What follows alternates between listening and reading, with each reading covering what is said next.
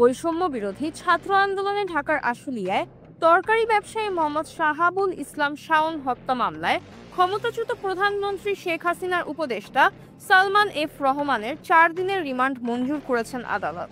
একই মামলায় সাবেক আইনমন্ত্রী আনিসুল হককে গ্রেপ্তার দেখানো হয়েছে।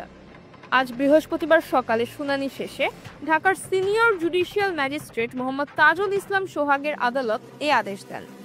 এর আগে মামলাটি তদন্ত কর্মকর্তা সিআইডির পরিদর্শক মোহাম্মদ খাজা গোলাম কিবরিয়া তাদেরকে আদালতে হাজির করেন।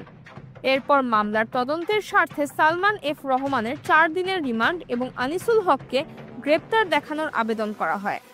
এ সময় আসামিদের পক্ষের আইনজীবীরা জামিন চেয়ে শুনানি করেন। রাষ্ট্রপক্ষ এর বিরোধিতা করে। উভয় পক্ষের শুনানি শেষে আদালত এসব আদেশ দেন। সংশ্লিষ্ট আদালতের সাধারণ নিবন্ধন শাখার উপপরিদর্শক খায়ের এসব তথ্য নিশ্চিত করেন। মামলার অভিযোগ সূত্রে জানা গেছে, মোহাম্মদ শাহাবুল ইসলাম শাওন ঢাকার আশুলিয়া থানাধীন এলাকায় ভ্যান গাড়িতে করে তরকারি বিক্রি করতেন।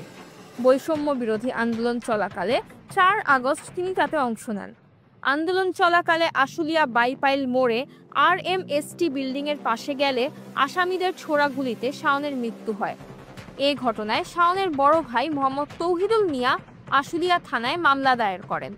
মামলার এজাহারে 18 জনের নাম উল্লেখ করে এবং আরও 300 থেকে 400 জনকে অজ্ঞাত পরিচয় আসামি করা হয়।